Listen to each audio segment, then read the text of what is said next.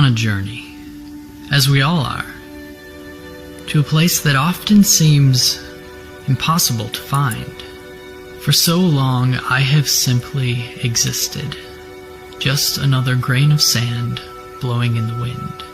And then something in me began to change.